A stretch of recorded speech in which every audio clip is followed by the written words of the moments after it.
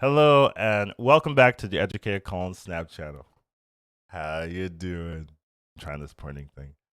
So today we're going to be talking about the new featured location. It's already been out for a little bit, but I still wanted to get a video out about it. So it is Camp Lehigh. So let's get right into it. So the nice overall thing about this location, actually I have a different scene. The nice overall thing about this location is it's not that intrusive. I would say it's not oh, you have to play this type of deck kind of location. It's a location that just gives you a random 3 cost card to each player's hand. So that just gives you a little bit of card advantage, a little bit of extra options, but it doesn't shoehorn you into playing a particular playstyle. And I think this is nice. A lot of people, myself included, are um, a little bit concerned about how often these featured and hot locations really dictate your whole game plan.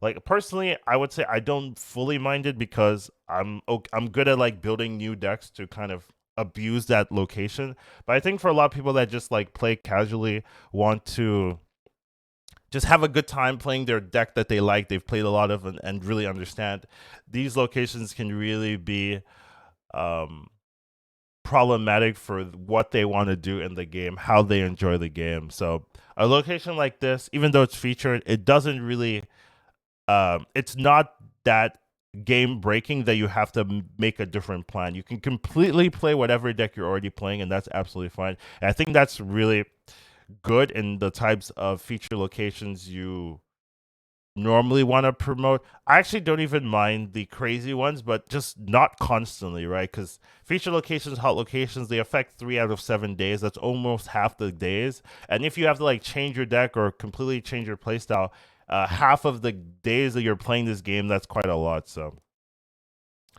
moving on, let's kind of talk about some of the ways you can quote unquote abuse this location. This location isn't like super abusable, but there are a couple of things you can think about. So first thing off, we have Quinjet, right? I think Quinjet is a pretty good way to have some value here. You're getting a new card that's not in your deck, so Quinjet will make it cost 1 less.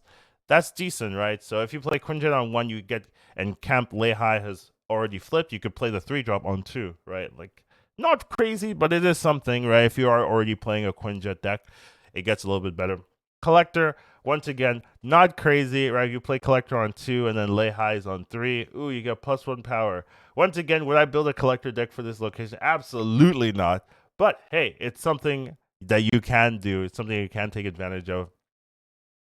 One deck that already plays Collector sometimes is the Modork deck, right? So Modork, if you're playing Morbius or and Mystique, things like that, you get an extra card in your hand that will buff up your Morbius. So that's a pretty good way of taking advantage of that card. Doesn't even matter what that card is. So that's pretty cool.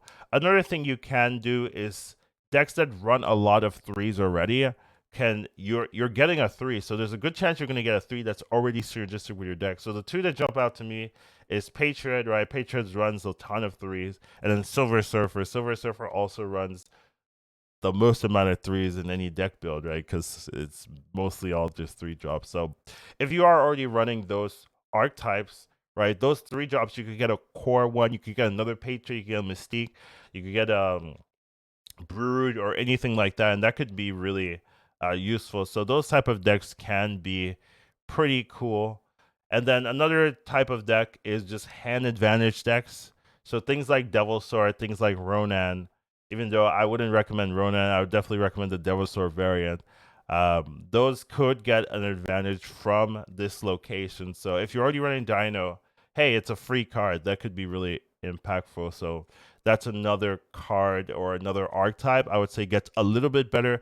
Now, granted, all of these archetypes don't get that much better that you should say, okay, I was playing my happy Thanos deck. Now I'm gonna play a Ronin deck. No, no, no, no, no, no, no, no, no. Don't do that.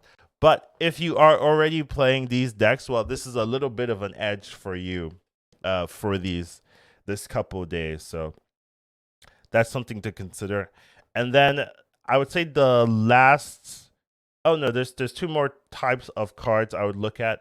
One type of card is heavy decks, right, that don't run a lot of like cheap cards, things like Lockjaw, things like Jubilee, you can make your deck a little bit heavier because there's a good chance you're going to get a 3-drop to fill your curve, right? You're if you're playing Lockjaw, your 3 could only be Lockjaw because you're like, okay, either I get Lockjaw or I get the Camp Lehigh 3-drop, and I'll just play that instead. So you can make your curve a little bit heavier because you're going to be getting 3-drops in 40% of your game. So that's another way you can do it. Same thing with Jubilee, right? If your curve is super heavy, you play the 3-drop on that you get on 3, you play Jubilee on 4, you pull out a big monster, that kind of thing. As well as with all the Sandman decks running around, doing that type of playstyle might be pretty good. So that is something you can try to abuse. I know there's not a lot of synergies in this location, but I'm trying to give you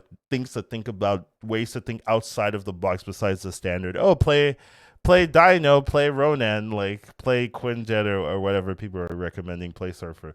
And then the last thing I would recommend is you have the option now of playing more 3-drop tech cards, right? Because you're going to be getting a 3-drop from this location, that spot that you usually reserve for your premium 3-drops, you can now put a tech card in there, right? So things like Rogue, right? Rogue is kind of hard to fit in a lot of decks because when you play this on 3, you have no target; it's just a 1-cost card.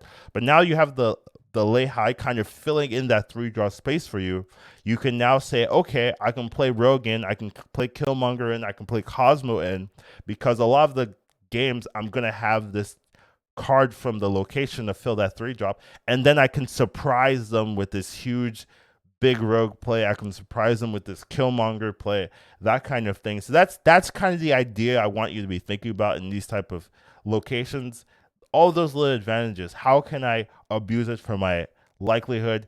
Either you go for the scaling or the consistency or the extra 2 power, or you can say, I'm getting a card, can I replace my card with a more powerful card, a more techie card, a more swingy card to change the game, and that could be something that they won't expect, and you can really hammer them down. So overall, this isn't a game-changing location, but I think that's good. I think that's necessary right now to kind of give people a reprieve from all the forced gameplay patterns that you've had to do in the past couple hot feature locations.